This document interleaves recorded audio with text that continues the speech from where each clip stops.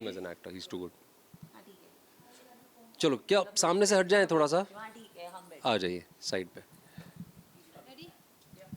Hello, मैं साक्षी शर्मा और आप देख रहे हैं बॉलीवुड हेल्पलाइन। हर देश की सोच और राजनीति में एक ऐसा वक्त आता है जब वो उसका इतिहास बदल देता है, और जब वो इतिहास बदलता है तो जो सबसे बड़ी भूमिका होती है वो है मीडिया की।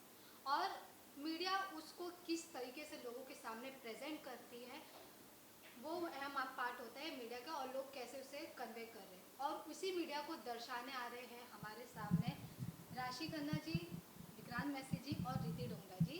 First of all, welcome on our channel sir.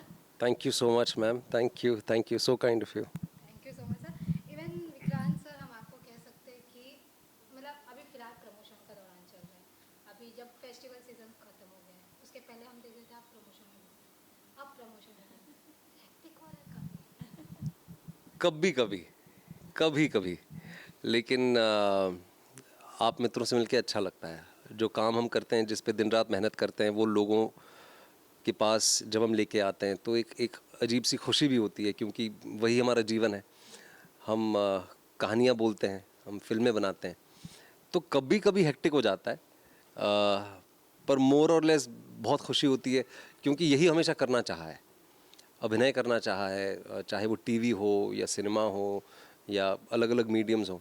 तो जब वो मौका मिला है तो कोई शिकायत नहीं करनी चाहिए, मेरा मानना है। इन शिकायत से मैं बोलना चाहूँगी, अब लोगों को आपसे कोई शिकायत नहीं है। इवन हम कह सकते हैं कि आपको ऑडियंस ने काफ़ी पॉजिटिव रूप में एक्सेप्ट किया। अब लोगों का कहना है कि विक्रांत मैसी है तो काफ़ी इंस्पायरिंग स्टोरी होगा, हम मूवी देखने जाएंगे।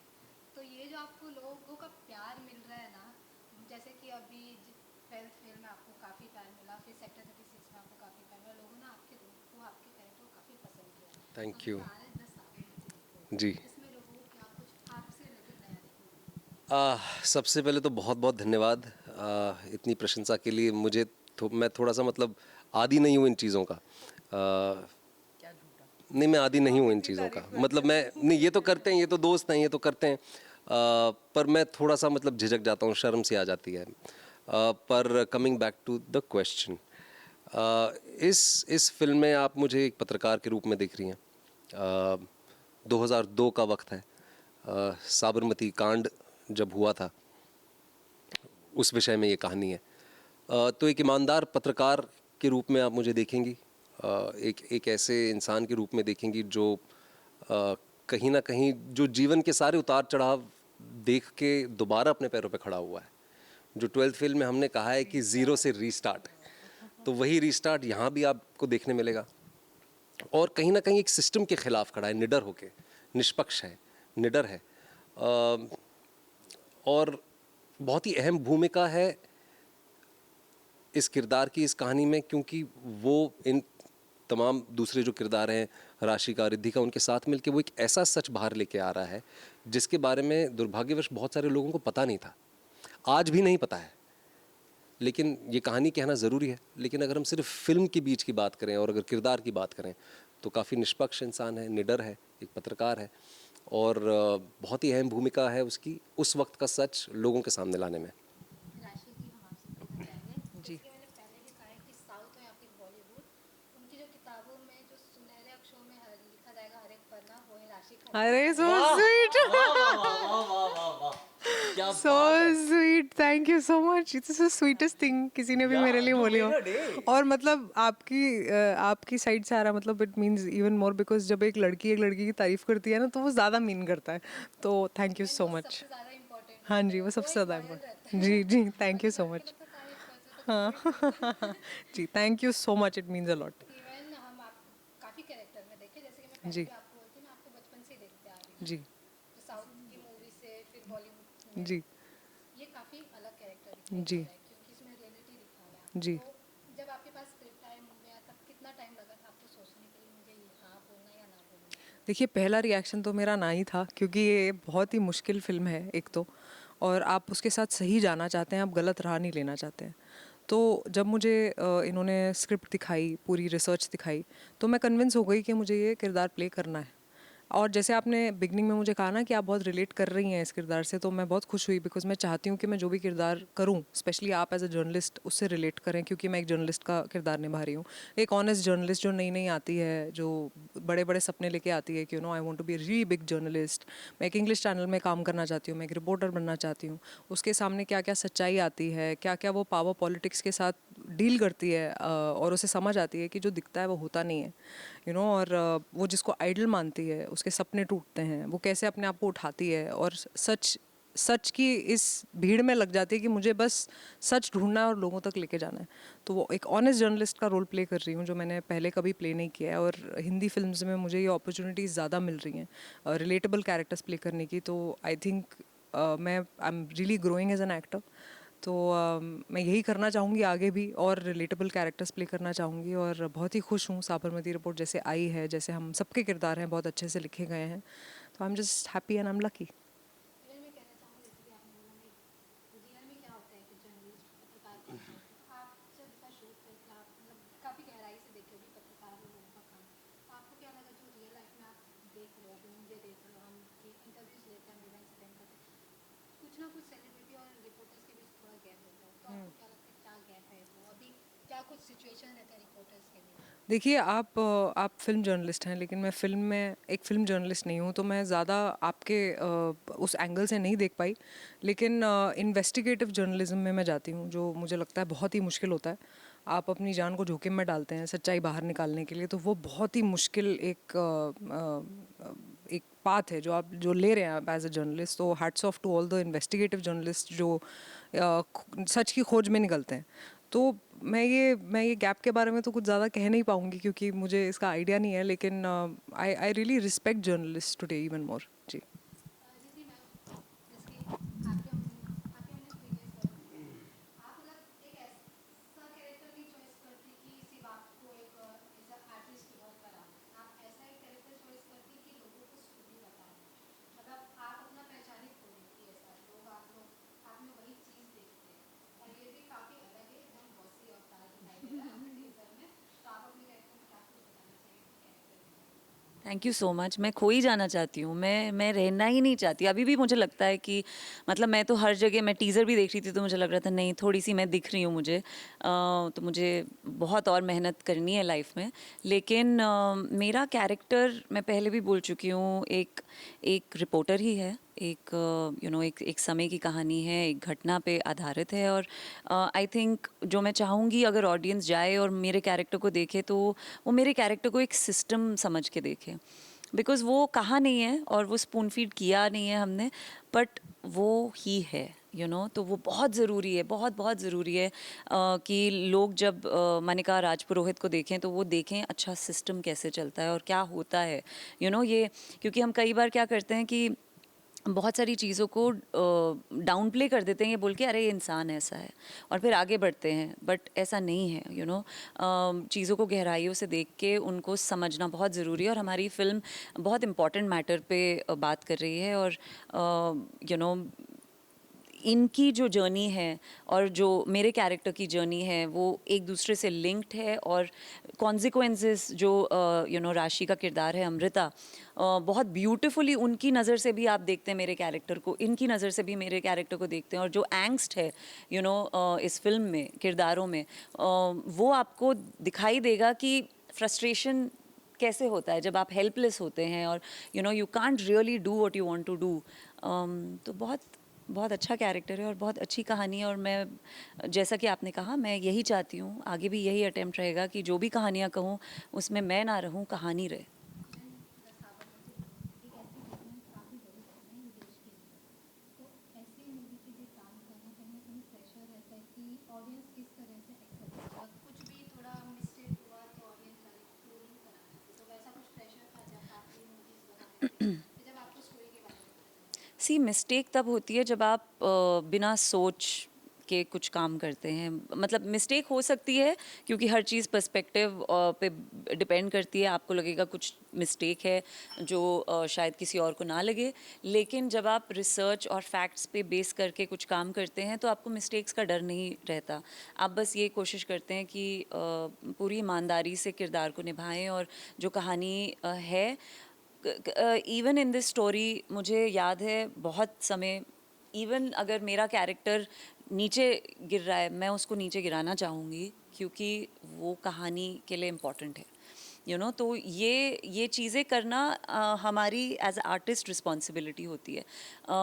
Like we've spoken about this earlier कि एक पर्सनल वैल्यू सिस्टम बहुत मायने रखता है कि इंटेग्रिटी मेरा भी तो है एज एन आर्टिस्ट, मैं भी वहाँ पे जाके कुछ घुमा सकती थी और कर सकती थी, लेकिन ये कहानी बहुत इंपॉर्टेंट है कहना और मुझे इसका हिस्सा बनना था, मुझे और ऐसी कहानियों का हिस्सा बनना है। हमने वेस्ट की बहुत सारी कहानियाँ देखी हैं और बहुत सेलिब्रेट करते हैं यूएस अपनी हिस्ट्री को, इंडिया नहीं करता है।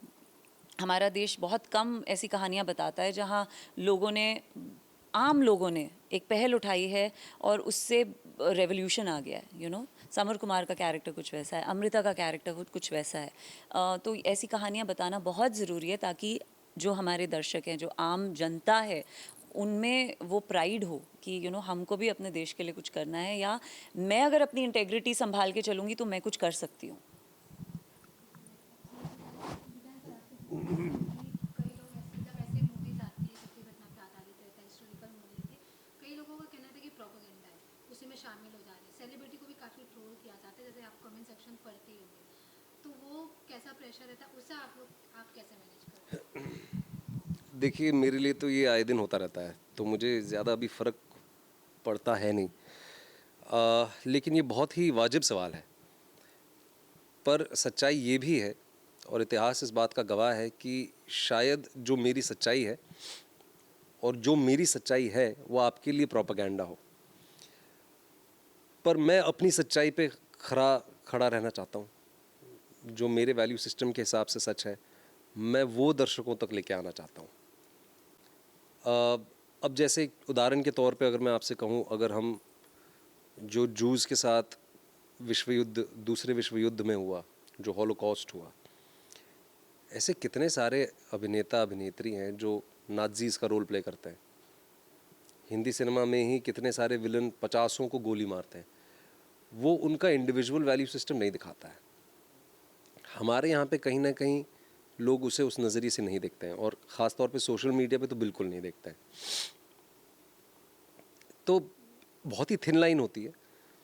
बट अगर हम साबरमती की हम बात करें तो जो सबसे उच्च न्यायालय है, ऑनरेबल सुप्रीम कोर्ट जो है, ये फिल्म जो है वो सारी रिसर्च मटेरियल जो आपको भी ऑनलाइन अवेलेबल है, वो सुप्रीम कोर्ट के आदेशों पे आधारित है। अलग अलग कमेटियाँ बनी, बहुत सारे अंतर्राष्ट्रीय ऐसी ऑर्गेनाइजेशंस थी जिनकी अलग प्रतिक्रिया थी, उन सबको भी हमने दिखाने की कोशिश की है। पर जो सोल ऑफ द फिल्म है वो supreme court of India, the honourable supreme court of India का जो फाइनल वर्डिक्ट आया था, उसके आधार पे उसी आधार पे रिसर्च की गई है। कमिंग टू विक्रांत, जैसे मैंने कहा कि देखिए, ये इतना सेंसिटिव सब्जेक्ट है कि कहीं ना कहीं ट्रोलिंग होगी। जैसे मैंने कहा कि जो मेरी सच्चाई है वो आपका प्रोपेगेंडा हो सकती है। अब हर किसी को तो आप खुश करने की कोशिश नहीं कर सकते, क्योंकि मेरी नज़र में जो इंसान हर किसी को खुश करने की कोशिश करता है वो बिन पैंदे का लोटा होता है। मैं अपने व्यू पॉइंट पे खरा उतरना चाहता हूँ। तो अगर आपको कोई निराशा है तो माफ़ी चाहूँगा, पर उससे ज़्यादा मैं और कुछ कहना भी नहीं चाहूँगा। मैंने बात कर रही इसके शूट की, तो ऑफकोर्स गोदराकांड पर है, आप कभी वो प्लेस पे विजिट किए या फिर, क्योंकि अभी कहा जाता है कि वो जो ट्रेन थी अभी भी उधर ही ऐसे एज इट इज जी की गई है, जी तो आप कभी विजिट किए, आप कुछ शेयर करना चाहेंगे? जी, मैं वहाँ गया नहीं, क्योंकि आज भी जो मेरी टीम वहाँ गई थी, उनका ये कहना था कि आज भी वहाँ की हवा में एक मायूसी है, एक भारीपन है। और अगर वहाँ जाके हम शूट करते तो हम चाहते थे, इनिशियली हम चाहते थे, जो विश लिस्ट होती है एक आपकी, कि आप एक्चुअल लोकेशन पे जाके शूट करें, हमें ये रिकमेंडेशन लोकल पुलिस से, अथॉरिटीज़ से और ख़ुद के एनालिसिस के हिसाब से ये हमने रियलाइज़ किया कि वो सही नहीं होगा।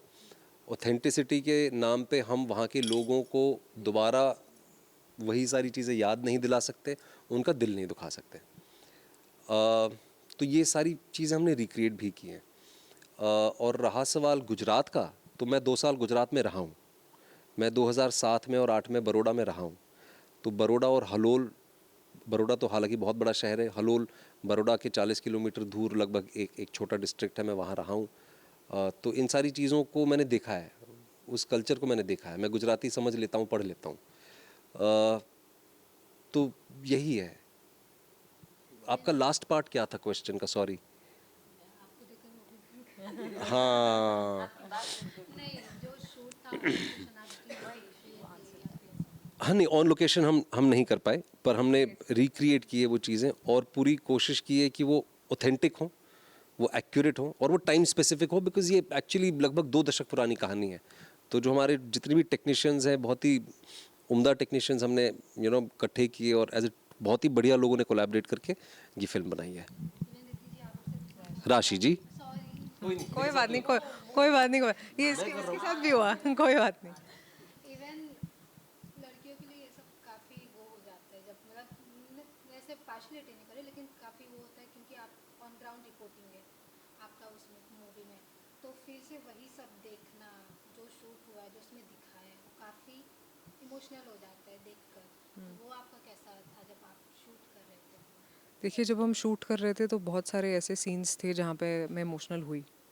आई थिंक लड़के भी इमोशनल होते हैं और जब हम वो शायद दिखाते कम है लेकिन वो इमोशनल होते हैं। और आई थिंक विक्रांत के लिए भी मैं यही कहना चाहूँगी कि कुछ हमारे ऐसे डायलॉग्स थे बोलते हुए कि उन्हें भी, उनकी आंखें भी भर आई और मेरी आंखें भी भर आई, हम दोनों ही रोए, तो एक बचपना होता है, हम सबके अंदर एक बच्चा होता है जो हम इमोशनल होते हैं, we are all emotional beings. तो बहुत सारे ऐसे सीन हैं फिल्म में, क्योंकि ये सेंसिटिव सब्जेक्ट है, क्योंकि हमने बहुत सारी ऐसी चीज़ें दिखाई हैं जो शायद किसी का, कोई भी देखेगा एक दिल दुखता है, और तो शूट करते हुए और दुखता है जब आप शूट करते हैं। और अब जब सब लोग देखेंगे, आई जस्ट होप कि उनके भी दिल को छुए जैसे हमारे दिल को छुआ जब हम वो शूट कर रहे थे, या फिर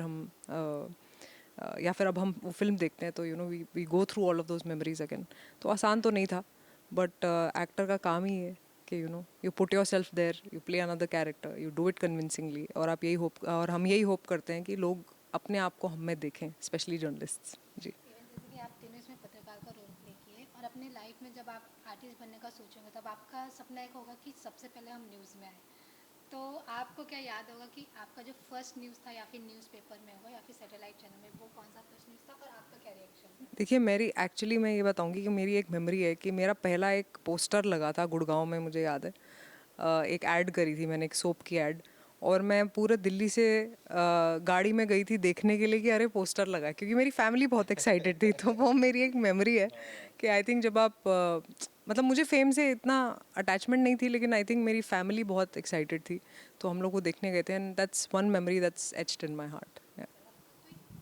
अभी 1 घंटे पहले मैंने उनके साथ इंटरव्यू किया। हाँ, रवि जी के साथ, रवि जैन, एबीपी, तभी स्टार न्यूज़ था वो। तो 2007 में मेरा पहला इंटरव्यू हुआ था, तो रवि जैन जी के साथ ही मेरा इंटरव्यू था, और अभी हमने बैठ के इसी विषय में बात भी की थी। तो वो मुझे बहुत अच्छे से याद है। तब आपका क्या रिएक्शन था?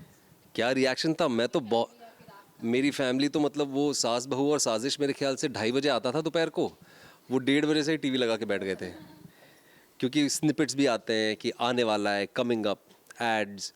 तो वो तो मेरे घर वालों ने, अच्छा इंटरव्यू की अगर बात है, अगर एक्चुअली पहली बार टीवी पे मैं तब आया था जब मैं शामक दावर की ट्रूप में था। तो तभी एक चैनल हुआ करता था, बी4यू चैनल हुआ करता था, और शामक दावर का जो समर फंक होता है वो बी4यू पे टेलीकास्ट होता था। तो तभी मेरे घर पे केबल कनेक्शन नहीं था, तो हमारे पड़ोसी के घर मिस्टर विजय कुमार, उनके घर पे जाके हमने वो मेरी परफॉर्मेंस देखी थी, क्योंकि मैं लीड डांसर था और मैं बड़ा पतला सुखड़ा सा लंबा सा था और एकदम आगे खड़ा हुआ था। तो विजय कुमार साहब के पूरे परिवार ने और मेरे परिवार ने इकट्ठे मिलके मेरे को पहली बार टीवी पे देखा था, पर इंटरव्यू मेरा रवि जैन जी के साथ था। मैं भी शामक डाबर में थी, ट्रूप में। हाँ, अरे मेरे लिए भी आई थिंक स्कूल में था, मेरा पहली बार न्यूज़पेपर में फ़ोटो आई थी एक डांस परफॉर्मेंस के लिए, और वो बहुत बड़ी सी फ़ोटो थी, वो मैंने बहुत सालों तक अपने कमरे में लगा के रखी थी, बिकॉज बहुत अनएक्सपेक्टेड था। आप क्लास 11th में थे, मैं क्लास 10th 11th में थी, और बहुत ही मतलब ऐसे नीचे से कैमरा लगा हुआ था और मैं ऐसे पोज में खड़ी थी, तो I was like oh my God, as a child लगता है कि अरे सो पावरफुल, और ये क्या हो रहा है। एक डांस कॉम्पिटिशन के लिए गई थी मैं, उसके बाद मैं दूरदर्शन में आई हूँ। जब मैं स्कूल से, अपने स्कूल से दिल्ली में शूट होता था, तो हमने स्कूल में कुछ, मैंने आई थिंक मैं एक ग्रुप में थी जहाँ अगेन डांस हो रहा था, और मैंने ढूंढा था अपने आप को दूरदर्शन में, मैं कहाँ दिखाई दे रही हूँ। और राशि ने जो कहा पोस्टर, मेरा ना लाइफ में कभी भी पोस्टर नहीं लगा, तो अब जाके वो पोस्टर लग रहे हैं। सच्ची बताऊं, मैंने हर टीवी शो किया और मैंने सोचा सबके पोस्टर लगते हैं, मुझे भी अपना पोस्टर देखना है। Web show web, so you know by the time वो भूत उतर गया, उसके बाद पोस्टर लगने लग गए। बट मैं but I remember your web show, उसमें असुर, नहीं, what was that sensitive married woman show? But that is now ना 20। हम्म। सो बट जब मैं यू नो दैट, जब आप यंग होते हैं और आप चाहते हैं कि अरे मुझे भी देखना है अपने आप को, वो मैंने कभी नहीं देखा। तो अब जाके मैं वो कुछ सालों से इंजॉय कर रही हूँ वो। बट हाँ, वो न्यूज़पेपर में पहली बार आना, वो आर्टिकल अभी भी मेरे पास है। लेकिन अगर विक्रांत सर आपकी बात करें तो आप दोनों की जर्नी की शुरुआत टेलीविजन से हुई है। और जी। अब आप दोनों ओटीटी भी कर रहे हो, बॉलीवुड भी कर रहे हो। कभी आपको ऐसा, जब आप ऐसे चेंज कर रहे थे, शिफ्ट हो रहे थे, तो आपको ऐसा कभी लगा रिजेक्शन का सामना करना पड़ा, या फिर कंफर्टेबल स्टार्टिंग में नहीं फील कर रहे थे, फिर धीरे धीरे काफ़ी स्ट्रगल करके आप अब इधर तक पहुँच गए? नहीं, आई थिंक वो मतलब ऐसा कुछ, rejection is a part of our you know, हमारा प्रोफेशन का पार्ट है।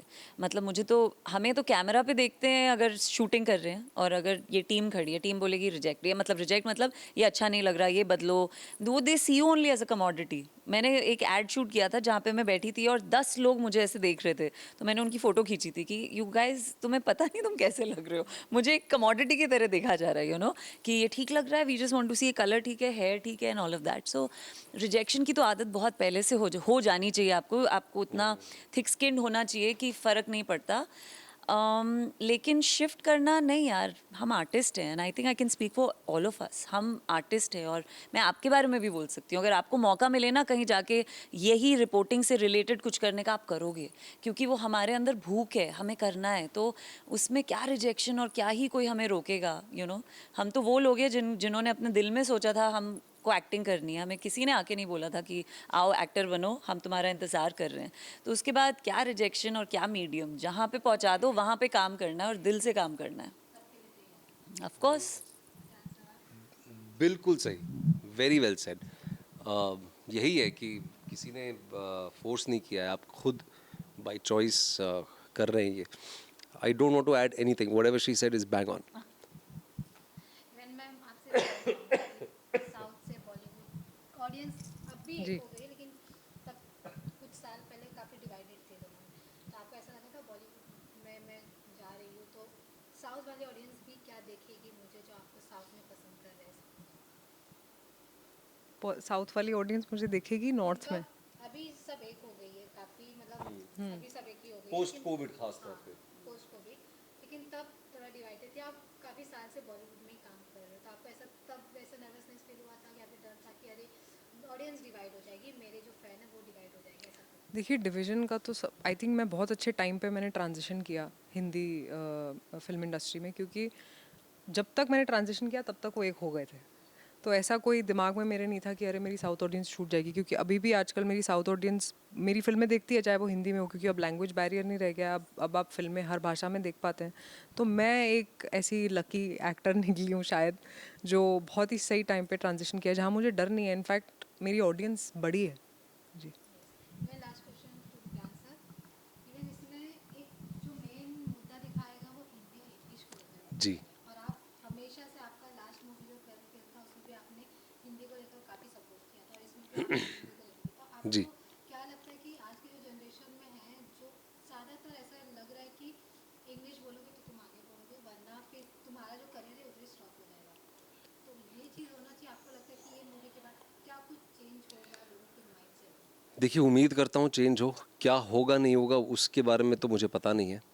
हम कहानियाँ इसीलिए कहते हैं ताकि उन कहानियों का कुछ प्रभाव पड़े समाज पे। ये पहल मैंने शुरू की थी 12th फेल से, लेकिन ये भी एक कड़वा सच है कि अगर आप अंग्रेज़ी कहेंगे तो ग्लोबल लेवल पे आपके लिए कम्युनिकेशन थोड़ा इजी हो जाता है, because it is a global language. लेकिन अब भारत बदल रहा है। अब यहाँ पे सिर्फ हिंदी ही नहीं बल्कि जितनी भी हमारी रीजनल लैंग्वेजेस हैं उनको भी उतनी ही इम्पोर्टेंस दी जा रही है जो वो डिज़र्व करते हैं। बहुत बड़ा देश है, बहुत आबादी है, धीरे धीरे धीरे करके वो सारी चीज़ें होंगी जिसका सपना आप और मैं देख रहे हैं। बस मैं यही कहना चाहूँगा। हमारी फिल्म आ रही है 15 नवंबर को आपके नज़दीकी सिनेमा घरों में। प्लीज़ अपनी फैमिली के साथ जाइए और फिल्म को देखिए। आप Please. बॉयफ्रेंड गर्लफ्रेंड के साथ भी जा सकते हैं, कोई प्रॉब्लम। जी जाइएगा, ज़रूर देखिएगा द साबरमती रिपोर्ट 15 नवंबर को आपके नज़दीकी सिनेमा घरों में। जय हिंद। और मैं चला।